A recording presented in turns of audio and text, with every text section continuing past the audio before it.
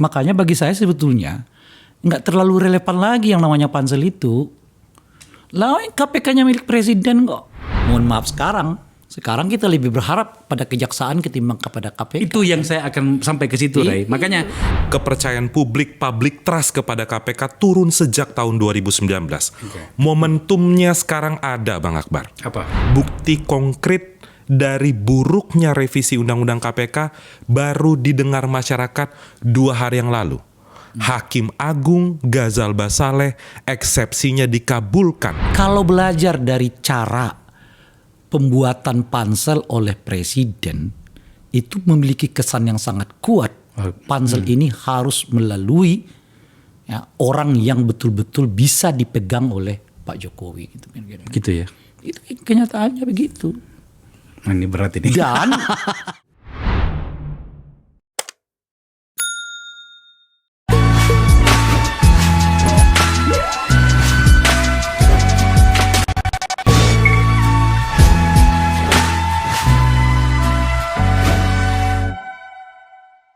kita kembali akan berbicara tentang problem utama kita sebagai sebuah bangsa, bernama korupsi. Kita tidak boleh melupakan isu ini. Sambil melakukan segala hal menuju masa depan, seperti apa yang kita lakukan hari ini sebagai sebuah bangsa, kenyataannya selalu ada poin yang mengganggu nalar pikiran dan harapan kita bernama corruption. Kita harus membicarakannya. Dan ada sebuah isu baru nih yang sudah mulai mengemuka menyangkut dengan masa depan KPK. Yang saya maksud adalah dalam waktu beberapa hari ke depan, sebuah pansel pemilihan pimpinan KPK dan Dewas maksudnya, Dewan Pengawas KPK akan diumumkan. Ada link beritanya, ini. Jokowi sebut susunan pansel Capim KPK diumumkan Juni. Terus mencuat 11 nama usulan anggota pansel KPK bicara soal kriteria. Kenapa sampai kita harus membicarakan ini? Sebab data-data berikutnya, lagi-lagi seperti yang saya katakan pada bagian pembuka, adalah menjadi problem bagi kita. Nih, tren korupsi 2019-2023 naik tuh. Tren korupsi kerugian negara juga naik. Meskipun pada 2023 ada data mengatakan turun ke 28,4 dalam jumlah ya. Kemudian tren korupsi juga di sektor desa itu naik juga. Meskipun pada data yang menunjukkan 2023 ini agak turun dikit. Lainnya, ini lembaga yang paling dipercaya masyarakat Indonesia, Presiden Indikator Politik Indonesia.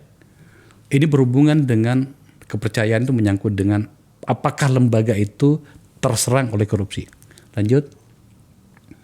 Jumlah tidak pidana korupsi yang ditangani KPK berdasarkan instansi. Ternyata yang paling banyak itu Pemkot. Ini berhubungan dengan 6 bulan dari sekarang akan dilakukan pilkada serentak. Pada saat yang bersamaan ada bayang-bayang angka seperti ini. Kementerian lembaga 52, BUMN 34, pemerintah provinsi 22. Wow. Lanjut. Nah ini skor indeks korupsi kelompok ASEAN. Coba lihat kita punya posisi. Hanya lebih baik dari Myanmar, Kamboja, Laos. Tetapi negara-negara lain itu di atas kita. Filipina, Thailand, Vietnam. Bahkan Timur Leste. Apalagi Malaysia dan tentu saja Singapura. Masih ada yang harus kita tampilkan? Ini. Ada digugatlah Presiden Jokowi oleh ICW. Jokowi tidak berkontribusi apapun terhadap agenda pemberantasan korupsi. Seperti biasanya, begini narasi ICW. Itu yang akan kita bicarakan hari ini. Terkhusus adalah persiapan masa depan KPK 5 tahun yang akan datang. Saya sudah sampaikan tadi. Akan dipilih 5 pimpinan baru dan 5 komisioner KPK baru dan 5 Dewan Pengawas atau Dewas. Saya undang 2 orang yang menurut saya selain layak juga masih punya nyali membicarakan ini. Yang pertama tentu saja Kurnia Ramadhani dari ICW.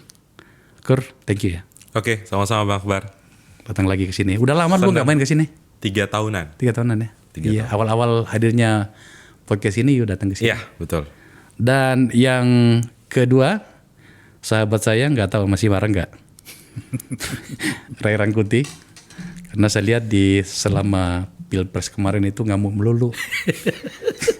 Saya nggak pernah diundang, ntar gue dimarahin juga kan, ngeri kali gitu kan. Kan tagline-nya oke gas kan. Oke gas. Kita harus gas-gas terus. Ya, itu tadi pembukanya teman-teman sekalian. Sambil menunggu respon bangsa ini terhadap 4 revisi undang-undang terkhusus kali yang menyangkut dengan podcast saya bernama Penyiaran. Undang-Undang Penyiaran, karena sebenarnya sekalian saya sampaikan kepada para penonton, di dalam pasal-pasal baru di revisi ini, lembaga penyiaran atau badan penyiaran atau platform penyiaran seperti saya ini, Akbar Faisal Unsensor, itu tinggal menunggu hari saja. Akan mati dengan sendirinya, dibunuh dengan berbagai cara atas nama menjaga kestabilitas sebagai sebuah bangsa. Sebuah tagline omong kosong. Saya ulangi lagi, sebuah tagline omong kosong. Tapi kata-kata itu mulai manjur lagi ya sekarang ya. Ya. Sebagai mantan anggota DPR, pembuat undang-undang, sebagai aktivis, sebagai seorang mantan wartawan, dan sebagai orang yang sedang melakukan ini, saya anggap ini sebuah langkah yang paling tepat untuk mundur ke belakang. Sebuah bahasa yang terpaksa saya ambil.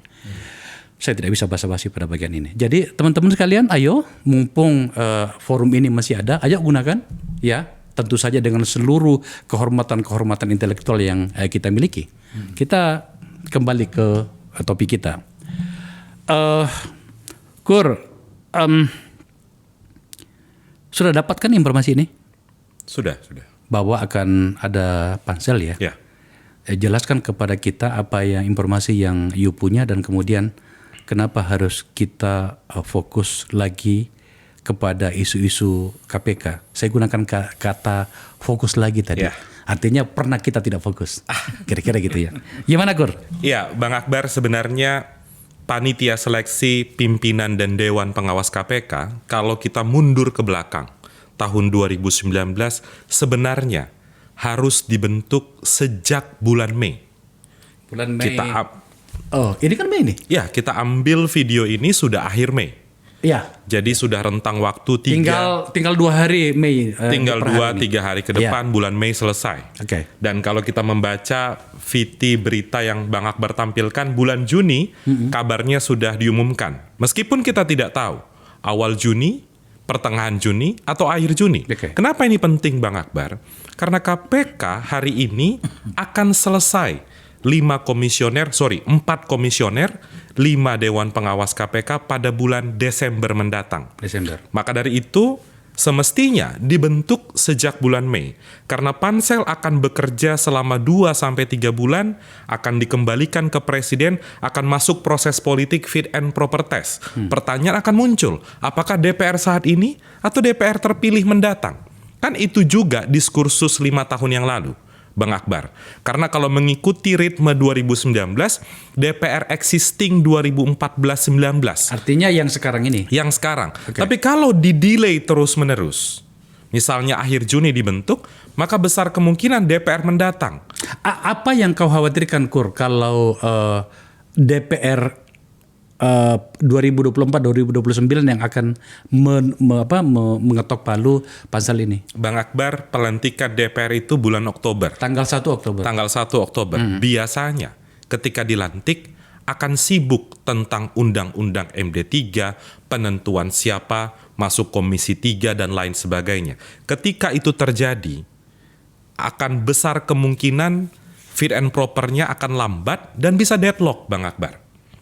Bahayanya bukan tidak mungkin keluar perpu memperpanjang sekian bulan untuk nanti kemudian proses politik DPR terjadi. Yang juga jadi concern Bang Akbar, kenapa penting bagi publik, bahkan Akbar Faisal Unsensor untuk membahas isu KPK, Bang Akbar, situasi hari ini bukan situasi yang normal. Situasi hari ini adalah KPK yang abnormal. Entar dulu. saya akan mengelaborasi pertanyaan yang barusan Kurnia sampaikan. Tapi lagi-lagi saya bertanya, apa yang kalian khawatirkan, teman-teman di ICW ya, yang tetap concern pada isu korupsi itu, jika anggota DPR baru yang akan melantiknya, di pemahaman saya, fit and proper, dan juga mungkin melantiknya sekalian ya, presiden melantiknya, tapi tentu saja persetujuan dari DPR. Di dalam bayangan saya yang perlu kita khawatirkan pada bagian ini adalah anggota DPR baru nantinya itu, karena banyak nih anggota DPR baru nih, para jagoan-jagoan yang tumbang itu, Keoks. yang paham soal KPK itu banyak yang tumbang. Nah, saya khawatirnya mereka akan memilih dengan keterbatasan informasi tentang kandidat yang akan masuk. Salah satunya. Meskipun sebenarnya kan sebenarnya fraksi yang menentukan gitu ya. Ini kesepakatan fraksi. Selain dari itu apa yang kau khawatirkan, Kur? Saya boleh tambah. Entar dulu, sebentar saya mau tanya dulu Kurnia nih. Iya, tentu yang kami khawatirkan tadi Bang Akbar, soal bagaimana pengetahuan mereka tentang KPK. Iya. Apalagi siapa yang nanti akan mengisi Komisi 3. Kita benar-benar abu-abu, bahkan blank. Iya. Tadi Bang Akbar sampaikan beberapa pentolan Komisi 3 yang selama ini sering aktif mengkritik KPK, Nggak itu masuk lagi. tumbang Betul. di pemilu 2024. Maka dari itu kami mendorong sebaiknya DPR sekarang Oke. yang tahu, punya pengalaman, apalagi beberapa orang itu yang juga memilih pimpinan KPK kemarin.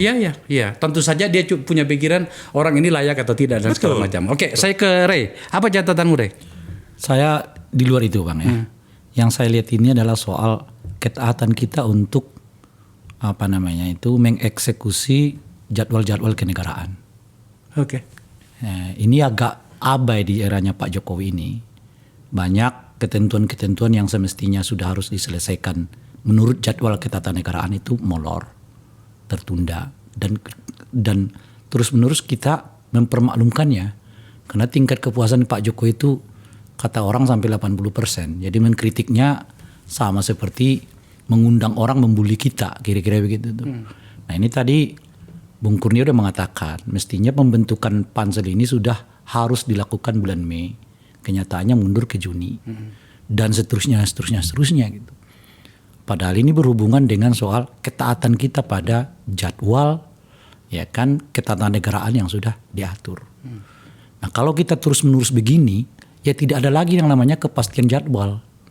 Sama seperti pembentukan KPU kemarin itu, molor lagi. Ini lagi dan seterusnya. Nah, apa yang dikorbankan dari situ? Pertama tentu saja soal kepastian jadwal ketatanegaraan kita. Yang kedua, biasanya yang korban dari itu adalah mempersempit ruang partisipasi publik. Oke. Seperti terjadi di dalam hampir banyak pembentukan undang-undang di zamannya Pak Jokowi. Loh, ini kan kemarin baru ada penetapan soal jadwal revisi 4 undang-undang. Nah, itu dia maksud saya, Bang. Termasuk undang-undang penjara. Nanti misalnya begini nih. Ini nanti yang mungkin dikorbankan kalau terus-menerus dipepet ya ke tanggal pelantikannya adalah jadwal masyarakat untuk melakukan verifikasi terhadap tokoh-tokoh ini. Kita lihat itu. Salah satunya itu. Kita lihat itu, Ray. Tapi saya terima gugatan itu sebab kita lihat itu secara terang-terangan ya. Sekarang saya hubungkan dengan KPK seperti yang Kurnia bilang tadi. Kita sudah menemukan satu masalah nih, jangan sampai penundaan, karena itu berhubungan dengan macam-macam. Tadi kita sudah bahas. Yang kedua adalah bagaimana dengan orang-orangnya. Kekhawatiran banyak orang, kenapa sampai saya angkat isu ini? Kekhawatiran banyak orang adalah jangan sampai kemudian panselnya juga bermasalah.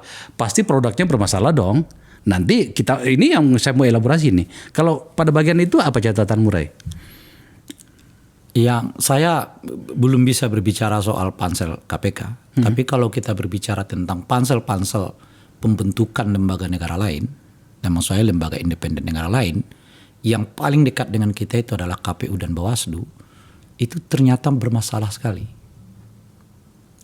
Pak Bang Akbar tahu kan, ketua pansel KPU adalah orang yang kemudian menjadi salah satu tim pemenangan paslon dari pilpres tertentu.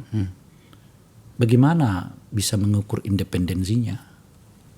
Mestinya sebagai ketua timsel, dengan sendirinya beliau harus nonaktif untuk terlibat dalam pemilu di mana penyelenggaranya adalah hasil dari kinerjanya gitu. Itu satu.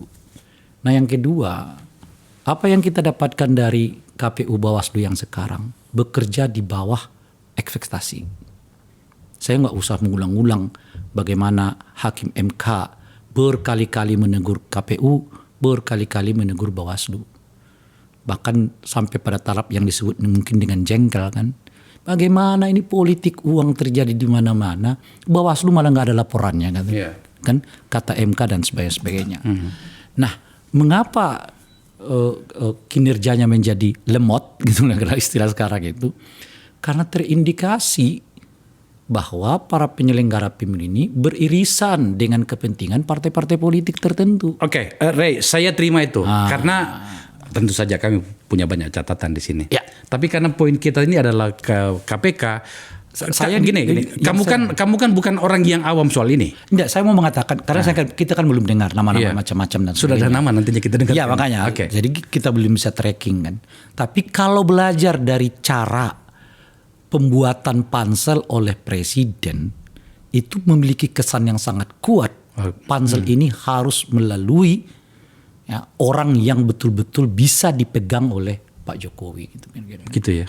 Itu kenyataannya begitu. Nah, ini berat ini. Dan lebih dari itu, ya saya udah menunjukkan contoh tadi Bang. Yeah. Contoh paling dekat dari kita itu adalah pansel penyelenggara pemilu. Bagaimana ketua panselnya tiba-tiba malah menjadi tim sukses dari peserta pemilu. Dalam hal ini calon presiden. Gitu.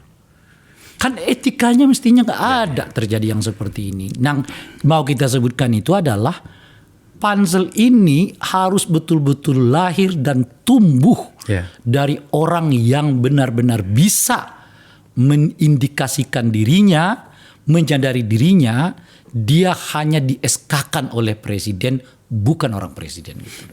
Ini yang membuat saya itu tidak bisa berkata apa-apa kalau Ray yang berbicara karena pahit ya. Tapi sebenarnya itu adalah realitas. Yes. Saya terima logika itu Ray. Terima kasih telah menyampaikan di forum saya. Maka kemudian saya mau ke Kurni dulu. Tampaknya Ray mencoba untuk menahan diri menyangkut soal nama. Tapi kan saya yakin teman-teman di ICW sudah memiliki nama-nama itu ya. Setidaknya apa yang berkembang. Karena kalian kan concernnya di korupsi. Betul. Siapa aja sih sebenarnya yang kalian dengar di sana, Kur? Iya, Bang Akbar, sebelum saya sebut nama-namanya, saya ingin masuk sedikit menyambung dari Bang Ray tadi. Tahun 2019 Bang Akbar, dibentuk pansel oleh Pak Jokowi. Panitia seleksi pimpinan KPK itu adalah wajah Pak Jokowi. Bagaimana melihat KPK. Jadi kalau panselnya buruk, maka dari itu kita akan mendapatkan pimpinan KPK yang juga buruk. Itu yang terjadi di pansel 2019.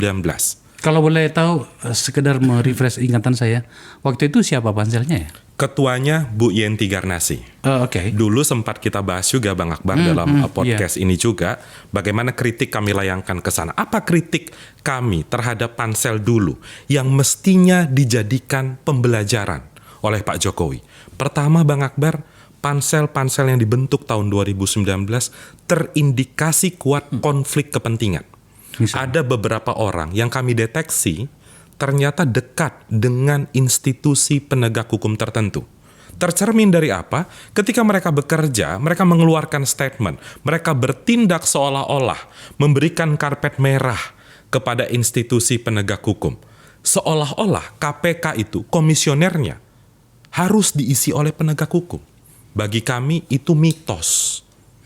Itu tidak tepat logika seperti itu. Kemudian yang kedua Bang Akbar, pansel yang dibentuk Pak Jokowi tahun 2019 tidak akomodatif terhadap suara masyarakat. Bukti konkretnya apa Bang Akbar? Salah satu panitia seleksi pimpinan KPK, saya sebut saja namanya karena beredar di pemberitaan, Pak Hendardi. Ketika kami kritik soal kerja-kerja pansel, Bang Akbar tahu yang disampaikan ke publik, panitia seleksi pimpinan KPK bukan alat pemuas ICW.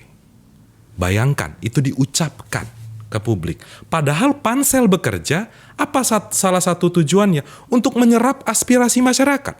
Tapi ketika masyarakat memberikan kritik, keluar kalimat-kalimat tidak pantas seperti itu. 2. Kemudian yang ketiga Bang Akbar, mereka mengabaikan aspek integritas. Bang Akbar mungkin ingat dulu, ketika Firly Bahuri dinyatakan melanggar kode etik. Apa yang disebut pansel kala itu? Ini gerakan politik ingin menjatuhkan Firly, padahal yang konferensi pers itu bukan ICW. Yang konferensi pers itu KPK. Saud Situmorang saat itu sebagai komisioner KPK. Buktinya valid, ternyata mereka mengabaikan itu. Terpilih jadi ketua KPK, tersangka sekarang di Polda Metro. Jadi terbukti dugaan publik, maka dari itu Bang Akbar, kami berharap agar pansel kali ini, Bang Akbar, Pak Jokowi bukan hanya memilih pimpinan KPK, Bang Akbar sudah sebutkan tadi, memilih Dewan Pengawas KPK. 10 orang akan dipilih oleh panitia seleksi pimpinan KPK, maka dari itu rekam jejak menjadi penting. 3 minggu yang lalu Bang Akbar beredar selama 3 minggu ini 2 draft. Calon pansel pimpinan dan dewas KPK. Siapa saja? Kita melihat ada nama ketua PPATK di sana, Pak Ivan Yostia. Ya, yang kedua kita melihat ada nama ketua BPKP di sana, Pak Yusuf Ateh. Kita melihat ada nama Profesor Erani. Ahmad Erani Yustika. Ahmad Erani Yustika dulu sempat lama di Kementerian Desa dari Brawijaya.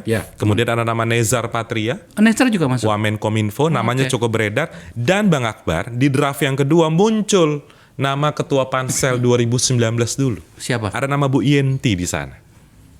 Ada nama advokat juga, Pak Fauzi Hasibuan, mantan ketua Pradi. Bahkan ada nama salah satu pejabat di Kementerian BUMN yang saya sampai saat ini bertanya-tanya. Kalau Ibu Nelly, itu sempat beredar namanya salah satu pejabat struktural di BUMN, saya juga tidak tahu kalau itu benar apa argumentasinya.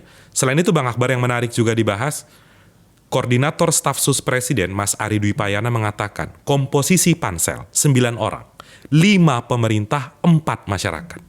Tentu jadi pertanyaan, loh kenapa dominasinya oleh pemerintah? Apakah karena KPK sekarang di bawah eksekutif sehingga pemerintah harus mendominasi? Mungkin itu logikanya? Ya, saya rasa kalau logika normatif hukum iya, tapi kan dengan kondisi abnormal saat ini tentu tidak dibenarkan logika itu Bang Akbar. Yang harus diisi Pak Jokowi figur-figur dalam pansel paling tidak orang-orang yang tahu Indonesia skor IPK-nya anjlok.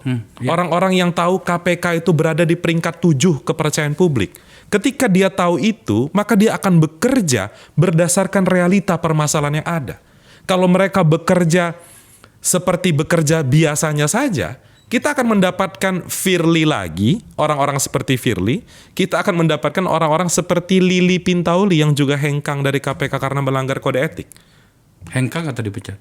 Hengkang, dia mundur. Meskipun persidangan kode etiknya saat itu sedang berjalan. Oke. Ada nama nih, Ray. Ada nama tadi diungkapkan oleh Kurni.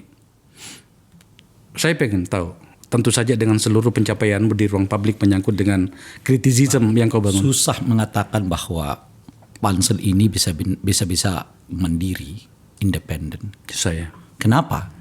Karena institusi yang calon-calon yang mereka pilih ini berada di bawah naungan institusi presiden. Makanya bagi saya sebetulnya nggak terlalu relevan lagi yang namanya pansel itu. Lah KPK-nya milik presiden kok. Secara ketatanegaraan presiden berhak menentukan siapa yang jadi pimpinan KPK. Atas nama perubahan undang-undang itu ya? Iya.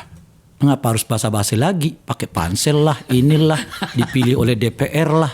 Jadi kau ingin mengatakan Ray bahwa udahlah, tak usah bikin capek-capek kita. Tunjuk saja Maksud langsung. saya salah satunya adalah inilah masalah dari revisi undang-undang itu. Mereka terlalu ambisius memasukkan KPK di bawah institusi eksekutif, tapi lupa cabang-cabang lain untuk dikoreksi. Itu maksud saya, Bang. Yang mengakibatnya sekarang jadinya jadi kacau balau begini. Kok institusi di bawah presiden pakai pansel lagi? Gitu. Logikanya benar loh ini. Lah gimana logikanya? Itu kan institusi di bawah presiden. Basa-basi banget kita ya. Iya. Pakai dewas lagi. Ngapain pakai dewas presiden? Ini semuanya orang presiden kok. Makanya tahun 2019 waktu dewas itu dibentuk, Bang, saya mengatakan the all president men. Yang bentuknya presiden. Makanya kalaupun nanti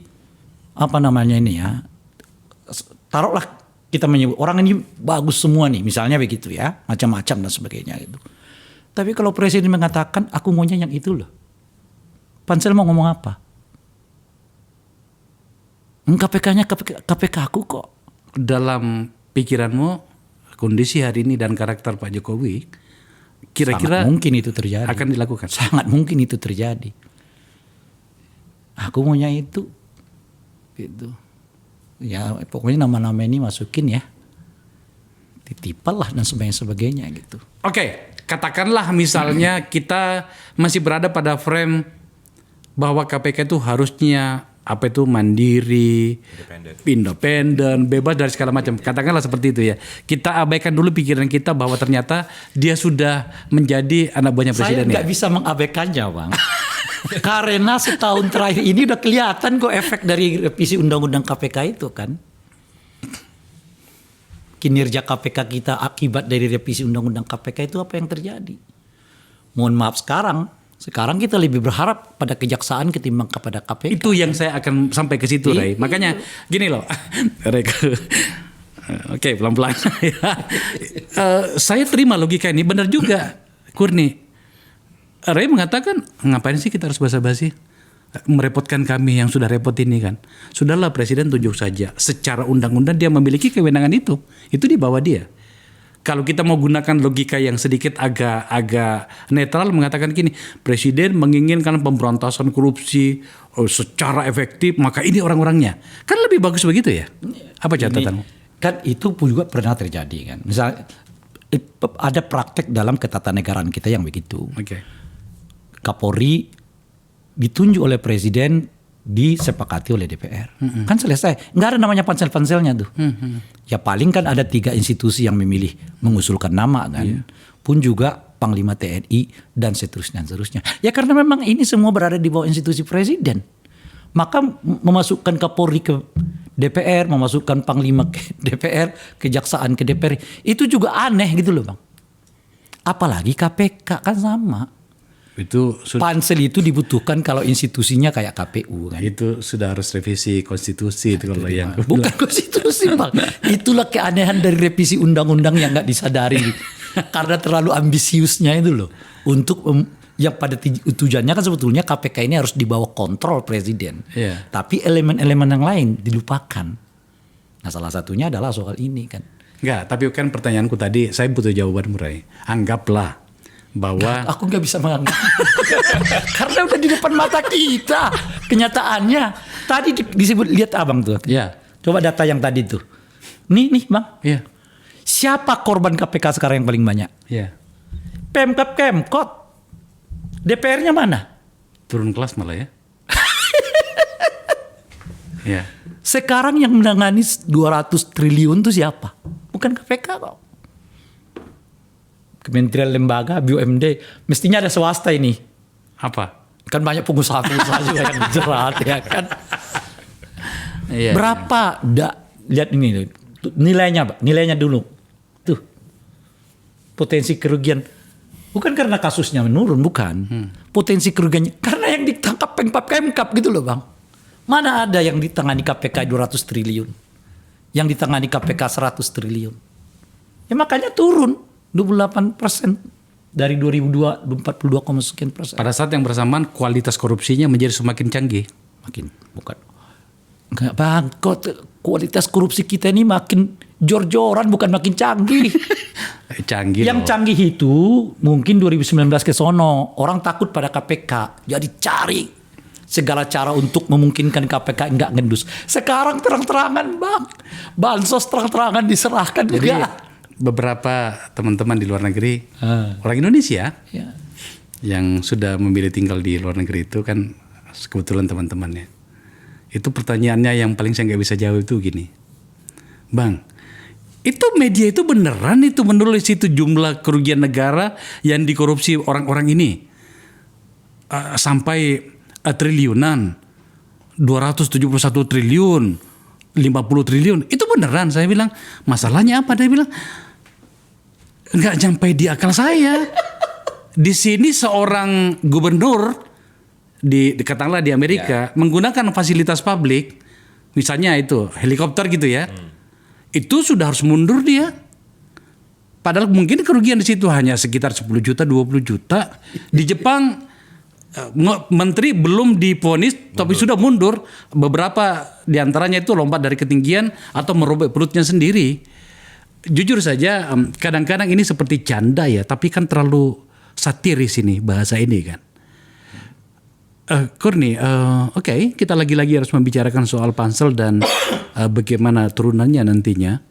Katakanlah misalnya kalau nama-nama itu kan ada 2 draft tuh. Ya. Tadi aku sebutkan. Pemirsa saya juga belum dapatkan, tapi Kurni mengatakannya.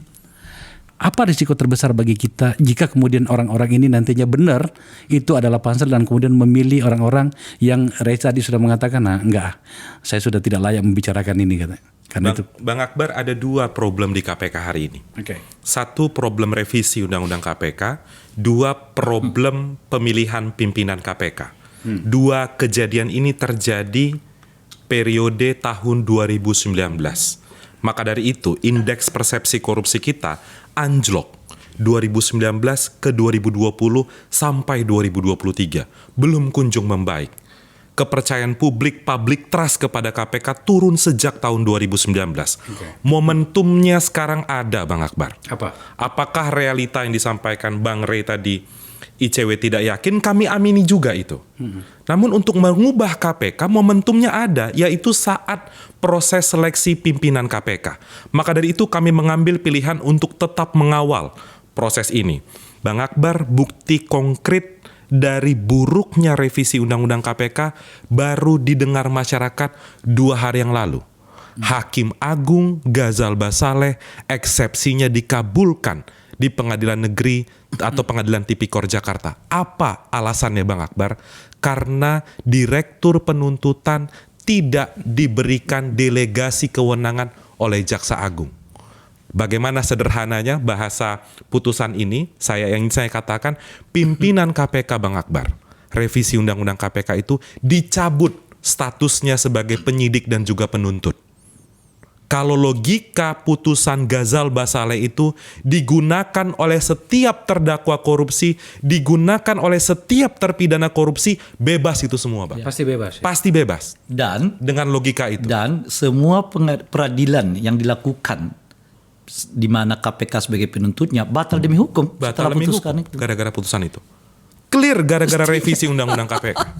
Dampaknya terasa. Kemudian yang kedua, Bang Akbar, pimpinan KPK. Apa dampaknya 5 tahun ke belakang? Puluhan pegawai KPK termasuk Novel Baswedan dipecat melalui tes wawasan kebangsaan. Maka dari itu untuk mengubah situasi buruk di KPK, sekalipun tidak 100%, Bang Akbar, di proses pemilihan pimpinan KPK. Saya masuk pertanyaan Bang Akbar tadi. Apa konsekuensinya kalau pansel ini buruk? Maka mereka akan bekerja demi kepentingan pemerintah, misalnya.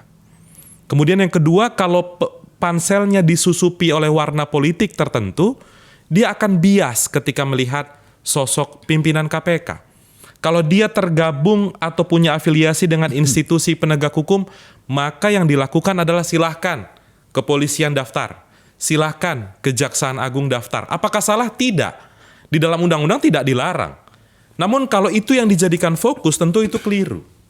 Itu bahayanya, Bang Akbar. Apalagi, Bang Akbar, pemilihan pansel ini akan bekerja dan KPK baru akan dilantik Desember sampai 2029. Otomatis mereka akan bekerja selama pemerintahan Prabowo Gibran 5 tahun mendatang. Maka dari itu, Bang Akbar, yang harus jadi concern, kalau panselnya buruk, pimpinannya buruk, ini akan jadi beban pemerintahan 5 tahun mendatang. Itu yang harus difikirkan oleh Pak Jokowi. Ray, ini ada pertanyaan saya sudah lama sebenarnya nih. Bahkan ketika saya masih ada di DPR. Setiap ada pansel-pansel seperti ini. Kenapa sih orang-orang seperti kalian itu, yang nakal-nakal itu, usil itu, tapi punya keberanian yang di atas rata-rata itu, nggak pernah dilirik untuk menjadi pansel ya? Pertama, saya mungkin juga gak tertarik kalau diajak. Nggak, katakanlah bukan kamu gitu ya. Nah, maksud saya gini loh. Ini kan kita mau mengambil orang yang punya nyali, memahami problem, punya naluri keadilan dalam dirinya ya. Itulah. Maka kemudian itu harusnya lahir dari orang-orang yang memahami tentang semua itu. Itulah mengapa saya tadi mengatakan, Bang, kita jangan bicara dulu deh.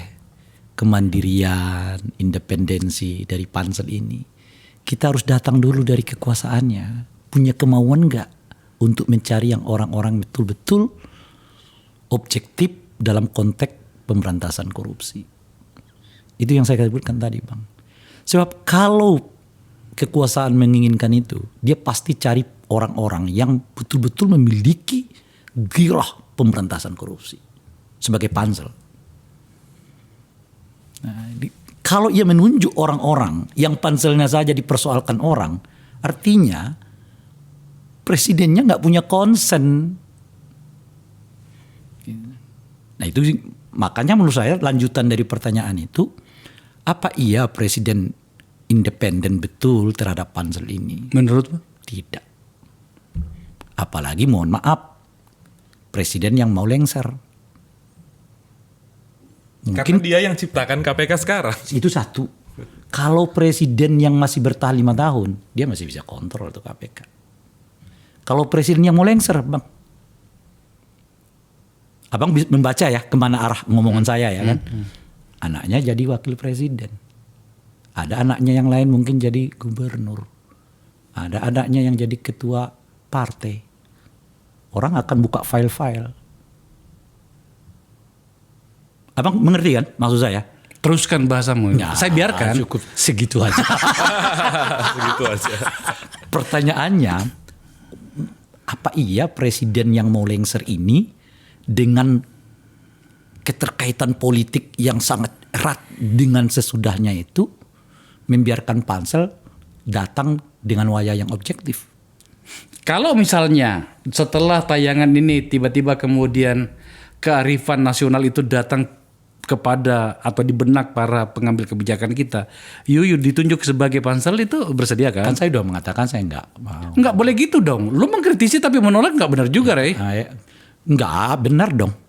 Ada orang tuh yang memang tukang kritik aja. Saya kan dari dulu udah tukang kritik aja, Bang. Dan berkali-kali abang tahu berkali-kali saya diajak masuk dan saya menolak kan. Saya nggak tertarik pada jabatan. Itu. Ini bukan jabatan kok, ini mencari orang yang terbaik bagi bangsa. Kan saya bisa katakan, ini loh. Kan seperti kita dulu teriakin, itu loh. Track recordnya nggak bagus, macam-macam dan sebagainya. Gitu. Oke. Nah, tunggu dulu, saya mau mengatakan lanjutannya ini Bang gitu loh ya.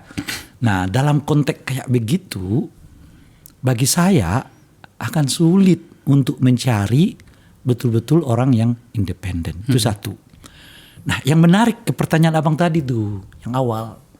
Apa tidak lebih baik, misalnya gitu ya, Pak KPK yang datang ini, fit and proper test-nya di anggota DPR yang baru. Oh, dia berbeda dengan Bukan, ini pertanyaannya kan. Abang tadi kan bertanya begitu kan. Apa tidak lebih baik kalau fit and proper dari yang baru saja nantinya pansel calon anggota KPK itu dilakukan oleh anggota DPR yang baru. Nah di sini kita bisa mendapat pengetahuan Bang, tidak akan lebih baik. Kenapa? Karena komposisi politiknya udah beda. Besar kemungkinan anggota DPR yang baru ini hanya menyisakan PDI Perjuangan sebagai oposisi. Apa artinya? Kritik terhadap nama-nama yang disodorkan oleh presiden besar kemungkinan nggak terlalu banyak. Kalau sekarang aromanya masih kuat Bang. Ada mungkin PKS, ada mungkin PDI, ada mungkin Nasdem maupun PKB yang bisa berbeda pandangan dengan presiden. Sehingga dengan begitu, katakanlah dari 10 nama yang disodorkan oleh presiden nanti ke DPR, setidaknya setengah dari anggota DPR itu masih dapat bersikap kritis terhadap nama-nama yang jadi pesanannya presiden. Tapi saya nggak percaya, Rey. Ya saya tidak tahu. Ini kan lagi-lagi soal menimbang ini tadi. Iya, realitasnya bro. Selama 5 tahun ini, bahkan beberapa hari yang lalu, DPR itu mengetok palu untuk perancangan atau revisi 4 undang-undang. Dan itu membingungkan bagi kita kenapa publik tidak pernah dilibatkan. Jadi memang ini buah si malakama sekarang ini bagi kita nih ya. Dimakan mati tante, tidak dimakan mati nenek gitu kan. Jadi ini kita bolak-balik Bang. Tadi aku gak percaya abang. Iya. Sekarang saya menyodorkan Enggak tahu lagi mana yang harus kita pegang gitu ya. antara yang buruk dengan terburuk, ya kita pilih yang buruknya. Iya. Nah, menurut saya lebih baik sekarang karena komposisi politiknya masih berimbang dibandingkan nanti setelah kemungkinan ya kekuasaan terbentuk baru, komposisi politik udah lebih kuat ke pemerintah. Saya masih punya jawaban yang lain menyangkut ini. Kami baru saja mengambil gambar di sini dan akan kami tayangkan soal 580 anggota DPR yang terpilih sekarang ini kan, dulu kan 575, sekarang 580. Itu 28% itu 28 atau 23 tuh. Itu terindikasi apa namanya itu dinasti. Dan kita tahulah seperti apa ya. Nanti kita akan bahas soal itu. Itu jelas ada hubungannya, Bang. Pastilah, pasti. Tapi kan kita bahas soal KPK dulu. Ntar saya simpan dulu soal itu. Hubungannya dengan KPK ini, Bang. Betul, saya paham maksud saya. Salah satu faktor utama merajalanya korupsi karena dinastinya marak. Iya. Oke. Saya udah berkali-kali ngomong, tidak ada positifnya dinasti politik ini. Justru sebaliknya, inilah awal dari tindak pidana korupsi yang merajalela karena tujuan utama dari dinasti politik itu adalah akumulasi kekuasaan dan modal. Nggak ada yang lain. Betul itu. Kami akan menayangkannya ya. Nah, saya kembali ke laptop ya. Itu kita masih di laptop ini, Bang. Iya.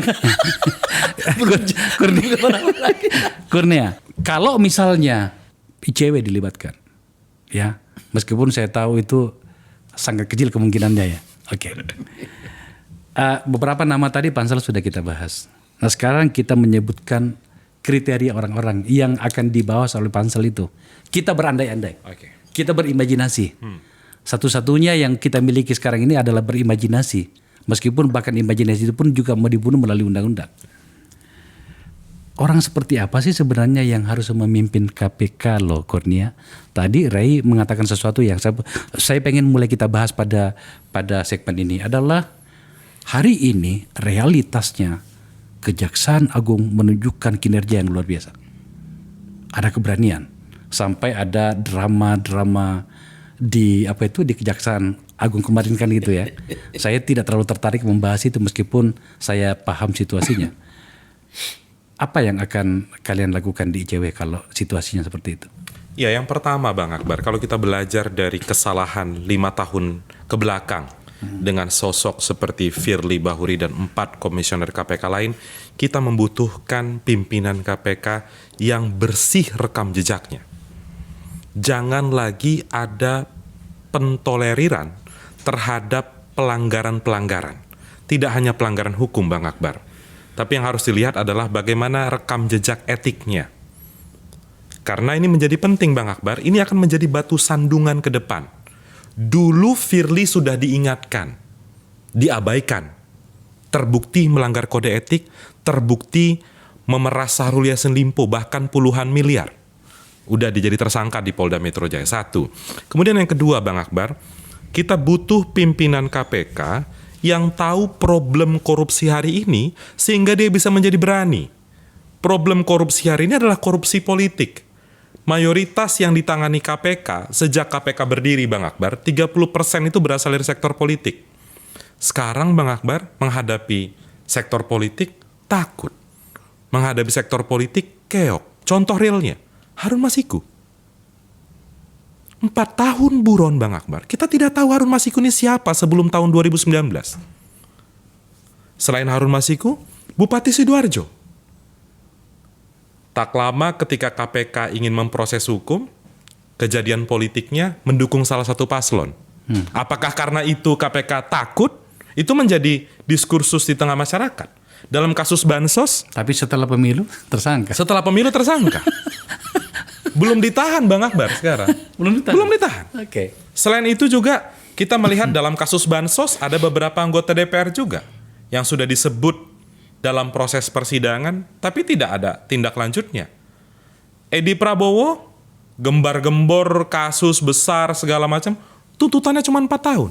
Tapi dia sudah jalani, bro. Iya, dia sudah jalani. Iya. Poinnya bukan sudah jalani, Bang Akbar. Tapi tuntutan KPK ini, jabatan publik, di era pandemi tuntutannya hanya 4 tahun. Jadi kalau sudah tahu realita hari ini, maka pansel bekerjanya juga lebih enak, Bang Akbar. Kalau ada seorang pejabat publik, dulu Bang Akbar perdebatan tahun 2019 soal LHKPN. Kami mendorong Bang Akbar, kalau dia penyelenggara negara, mendaftar sebagai capim atau calon Dewan Pengawas KPK, maka kepatuhan LHKPN harus sejak proses administrasi. Kalau dia tidak patuh, coret. Apa kata pansel saat itu Bang Akbar? LHKPN ini di ujung ketika mereka terpilih. Ya ketika mereka terpilih memang kewajiban undang-undang dia lapor LHKPN. Dan kita mencari sosok pimpinan KPK yang besar sekali spanduk di KPK itu berani jujur hebat. Mengedepankan nilai integritas. Kalau LHKPN ini diabaikan, maka kita dapat orang-orang yang sama seperti saat Gini ini. loh, yang saya khawatirkan ya, kalau misalnya seperti ini bayangannya kita yang diwakili oleh pernyataanmu tadi Kurnia, bahwa kita membutuhkan orang yang bersih, jujur. Saya yakin banyak orang jujur di sana, di luar sana. Tetapi tidak terdeteksi. Dan mungkin karena tidak terdeteksi, tidak punya cukup nyali untuk mendaftar misalnya. Betul. Kalaupun mendaftar nantinya, dia sudah terpotong oleh berbagai hal yang kalian sampaikan tadi. Oke. So sebenarnya, bagaimana kita bersikap agar kemudian kita tetap optimis melihat KPK ini, Ray? Saya nggak punya bayangan lagi, Bang. Jangan gitulah. Pertama, saya harus mulai dari basicnya. Oke. Harus dirubah lagi, harus direvisi lagi undang-undang KPK Undang-undangnya itu. revisi lagi. Setidaknya kembali ke undang-undang yang sebelum revisi yang sekarang. Kalau undang-undangnya revisi yang sekarang ini, jangan berharap apa-apa, Bang. Ini semua nanti tergantung pada presidennya. Kalau presidennya punya cita rasa yang kuat terhadap gerakan anti korupsi, oke, bagus. Kalau enggak, ya sudah. Gitu. Dalam konteks itulah saya khawatir juga nanti pansel-pansel kayak begini nih hanya jadi legitimasi bagi kepentingan presiden. Ya bukan kemauan presiden, itu kan pansel yang milih. Misalnya kan ada alasan lah untuk mengatakan bahwa bukan orang-orang presiden ini, pansel kok yang milih gitu. Atau Dan sebagainya. bagaimana, Ray, kalau kita maju lebih jauh dari apa yang kau bayangkan? Maju pak kemana lagi, Bang? Kalau basicnya lemah, Tak gini. mungkin kita maju. Keberadaan KPK itu kan karena situasional di mana kemudian dibutuhkan trigger mekanisme kan untuk dua penegak hukum yang lainnya, kepolisian dan kejaksaan. Hari ini meskipun tentu saja ada banyak problem di dalam sana, dalam hal ini kejaksaan, tapi kan mereka menunjukkan bahwa tampaknya mereka belajar dari peristiwa itu. Ya sudah, kalau begitu ya udah kita kembalikan saja. Pikiran tentang yang saya maksud pada bagian ini adalah pikiran tentang ya sudahlah kita bubarkan KPK. Ya di satu segi dengan modal yang seperti yang sekarang ya dimiliki oleh KPK, saya sih tidak terlalu sedih kalau KPK itu harus hilang. Enggak terlalu sedih. Enggak. Kalau dengan modal yang kayak begini, ini Bang, dugaan saya nih, ini nggak bisa kita begini nih dengan basic KPK yang seperti sekarang. Akan lama-lama begini. Iya. Bukan karena apa-apa. Kamu taruh orang-orang hebat pun di sana. Iya. Orang-orang independen pun di sana. Tapi kalau struktur bangunannya begini, dia nggak akan jadi apa-apa juga. Yang kau maksud itu adalah berada di bawah kewenangan presiden. Iyalah. Sedikit-sedikit nanti diulik-ulik juga masalah dia dibawa ke dewas. Dewasnya ini yang paling hebat lagi, Bang. Karena dewas itu hanya bertanggung jawab kepada presiden. Artinya apa? Nanti presiden melalui dewas tinggal panggilin ke orang-orang yang dianggap nakal pada presiden itu. Pakai apa kek dan sebagainya. Kurni, pernyataannya Ray sebenarnya ini tidak sederhana ya. Ini struktural. Ya, yang saya mau katakan begini. Sampai pada titik bahasa Ray tadi dan tampaknya juga itu dipikirkan banyak orang. Ray itu sudah tidak percaya lagi pada niat kepala negara tertinggi untuk menyelesaikan masalah itu satu korupsi. hal, Bang. Saya kasih contoh yang lain lah ya. Abang tahu kan putusan DKPP? Menyangkut? KPU kan? Oke. Putusan terakhir paling terakhir. Ya kan? Tapi nggak pernah keputusan setidaknya mencopot jabatan ketua KPU. Apa yang Abang bilang? Padahal DKPP itu lembaga independen, bener. Saya yang buat itu. Revisi undang penyelenggara pemilu Iya. dulu itu kita tambah di KPP agar kemudian KPU dan Betul, Bawaslu betul. nggak berkelahi. Dan siapa orang-orang di KPP itu? Orang-orang yang hebat, Bang. Tapi putusannya yang melingkar-lingkar begitu aja. Kenapa bisa begitu? DKPP yang jawab lah. Cuma yang saya mau katakan, yang independen sekalipun, ini kan lembaga independen, benar Bang. Setidaknya menurut undang-undang. Itu tidak menurut undang-undang begitu ya. Dengan orang-orang hebat ditaruh di dalamnya, menghadapi persidangan etika oleh ketua KPU dan anggota KPU, putusannya melingkar-lingkar begitu aja. Apalagi sebuah lembaga yang berada di bawah presiden, Oke. yang jangkar presiden masuk ke komisionernya itu melalui namanya Dewan Pengawas. Oke, Ray. Saya ke saya harus membuat apa namanya itu alurnya menjadi tetap fokus ya. Meskipun ada relevansinya ini disampaikan oleh Ray tadi. Ya situasinya seperti itu membuat kita menjadi tidak semakin nyaman. Tetapi oke, kita selamatkan apa yang bisa kita selamatkan. Iya. Ya. Apa tanggapan menyangkut dengan apa yang poin terakhir tadi? Bulan lalu Bang Akbar sempat mencuat pemberitaan ada indikasi ingin membubarkan KPK dengan cara melebur ke Ombudsman Republik Indonesia. Oke. Itu sempat ramai pemberitaannya Bang Akbar. Ada isu itu ya? Sempat. Kalau Bang Akbar cari di internet itu banyak pemberitaannya. Nah pertanyaannya adalah apakah ketika KPK sudah tidak ada, maka pemberantasan korupsi akan membaik? Kan itu jadi pertanyaannya. Saya aminkan semua yang Bang Ray sampaikan tadi, bahwa sekarang pimpinan KPK dan Dewas KPK itu all president men, yes, benar. Tapi ketika ada secerca harapan untuk tetap mengawal proses ini, bagi kami itu harus diambil. Karena 5 tahun mendatang Bang Akbar, saya masuk kepada tadi Bang Akbar, 5 tahun mendatang ini kan Presiden terpilih Prabowo Gibran. Kalau kita cermati secara objektif berdasarkan janji politik pemilu, 01 memasukkan revisi Undang-Undang KPK, perampasan aset masuk. 03 memasukkan revisi Undang-Undang KPK dan perampasan aset. 02 lebih dari 3 kali saya baca janji politiknya nggak ada itu Bang. Perampasan aset tidak ada, revisi Undang-Undang KPK tidak ada. Maka dari itu tantangannya semakin besar. Maka dari itu ketika ada kesempatan untuk memastikan proses seleksi itu benar, harus diambil. Kalau memang ada problem nanti, itu tugas masyarakat untuk mengkritik. Itu Bang Akbar, pandangan saya. Wow, luar Ya biasa. soal kejaksaan ini juga Bang ya. Saya khawatir itu bukan kultur. Gitu. Bukan kultur. Bukan kultur. Hanya karena situasional gitu ya. Situasional. Kalau kita mendapatkan presiden yang katakanlah nggak punya kepekaan terhadap korupsi, nggak akan jalan ini semua. Gitu. Mungkin kejaksaannya juga akan begini. Dan seterusnya. Tunggu dulu, ini menarik nih. Tadi pada beberapa bagian kamu meragukan niat dan apa itu namanya itu langkah politik presiden untuk soal korupsi, setidaknya untuk KPK ya. Tetapi dalam situasi yang berbeda, yang lain, kejaksaan kan juga di bawah presiden. Ya. Tapi kok mereka bisa melakukan banyak hal? Itu yang saya sebut tadi Bang.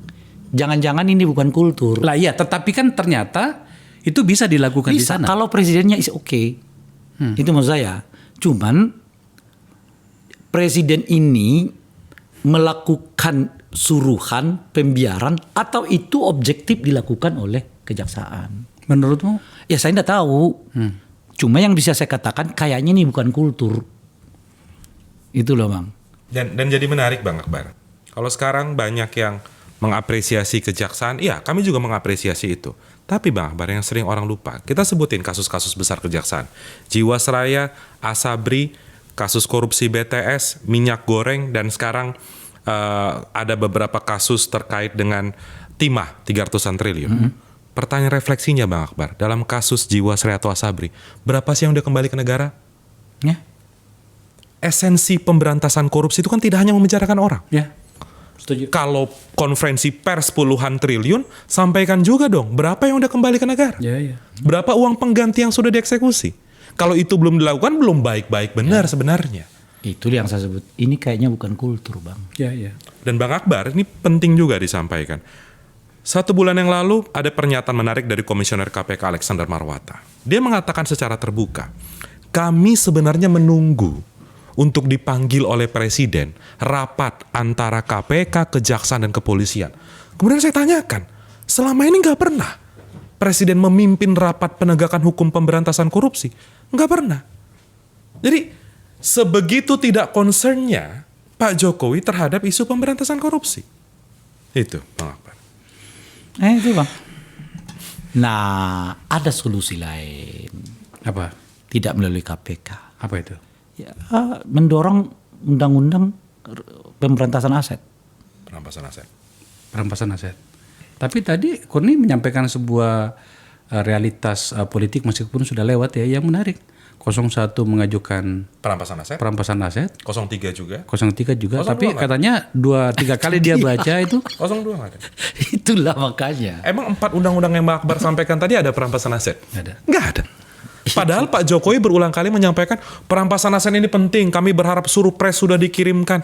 Loh, koalisi Pak Jokowi sekarang dominan kok di DPR. Kenapa nggak diperintahkan ketua umum Perampasan aset partai? itu duluan daripada revisi undang-undang MK. Undang-undang MK-nya duluan dibahas ketimbang undang Bahkan perampasan sebelum aset. penyiaran. Nggak ada masuk di 4 undang-undang itu. Maka dari itu kami mengatakan itu, Bang Akbar. Jokowi tidak berkontribusi apapun. Yang gembosin KPK Pak Jokowi, yang milih Pak Firly Jokowi, yang tidak mengundangkan perampasan aset juga Pak Jokowi. Ya. Kita berharap pemerintahan yang baru mendengarkan semua isi hati masyarakat kita, termasuk dari forum Yang ini. bisa kita harapkan dia berharap aja. Bang. Ya, setidaknya ada harapan kan gitu. Yang ngomong lebih tahu kan, tapi berat juga dia katakan tadi itu. Nah, harapan saya yang kedua, mudah-mudahan Gen Z kita ini punya sensitivitas yang kuat terhadap tindak pidana korupsi. Yang saya juga, mohon maaf ya, belum melihat itu. Belum melihat kultur anti korupsi di kalangan kawan-kawan Gen Z ini. Gitu. Teman-teman sekalian, sebenarnya saya tidak ingin mengakhiri diskusi kita ini. Karena meskipun ini sering kita bicarakan, tapi ini kan ada peristiwa baru ya. Ya. Yang sedang baru dan kemudian kita suntikan harapan dengan seluruh keputusasaan Ray Rangkuti tadi. Tapi itulah kita tetap harus saling berbicara. Lagi-lagi ya, ayo kita gunakan momentum untuk berbicara. Masih ada nih Akbar Faisal Unsensor. Sebelum undang-undang penyiaran. Sebelum undang-undang penyiaran membunuh kami, karena jujur semuanya teman-teman khawatir dan saya yakin arahnya akan ke situ nantinya. Iya. Tapi setidaknya kami sudah mengingatkan bahwa ini membawa kita ke masa lalu. Ini membawa kita pada dunia kegelapan. Iya. Pada saat negara lain semakin menguatkan demokratisasi, tapi kita malah Sebentar, mundur ke belakang. saya juga agak bingung dengan Pak Jokowi ini ya kan. Di ujung masa kekuasaannya, kok beliau menciptakan undang-undang yang kita setback? Saya nggak ngerti cara berpikir Pak Jokowi. Kita bahas pada momentum berikutnya. Sebab sejujurnya memang kami menyiapkan sebuah episode, ada 4 revisi undang-undang yang Buat kita setback. sebagai orang yang pernah membuat banyak undang-undang, Ya. saya jujur sangat sedih sekali ya. Iya. Tapi kan kita nggak boleh cengeng ya. Iya, bukan soal cengeng Bang. Saya sudah pada taraf nggak terlalu bisa berharap bahwa Pak Jokowi ini bisa mendorong demokrasi gitu. Ya, loh. tetapi kan ada pemerintahan akan baru nantinya. Nah. Kita bicara, kita sampaikan, dan saya yakin pada titik tertentu, pada akhirnya itu kesadaran komunal itu bahwa bangsa ini harus berusia 1000 tahun ke depan itu akan datang gitu. Courtney, Ray, thank you ya. Thank you, Thank you, Bang. Bang. Kasih banyak. Teman-teman sekalian, para penonton Akbar Faisal Unsensor, saya itu selalu menghindari bicara dengan 2 orang ini sebenarnya. Ini membuat saya jadi pusing gitu kan. Karena mereka memahami problem yang ada, mereka berada di lapangan, dan kemudian ya harus kita bicarakan. Ya sudah, saya ambil resikonya.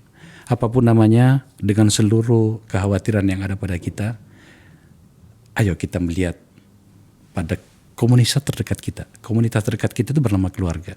Ada anak-anak kita sedang lucu-lucunya sekarang, di mana kemudian negeri ini harus kita serahkan kepada mereka. Saya selalu menguji dan menyadarkan diriku bahwa, wahai Akbar Faisal, jangan putus asa sebab ada anak-anakmu yang akan memimpin republik ini. Saya yakin betul bahwa kesadaran komunal termasuk pada bagian ini akan sampai pada kita. Sebelum kita menyesal pernah bernama orang tua, pernah bernama orang yang lebih dulu. Terima kasih telah menyaksikan percakapan ini.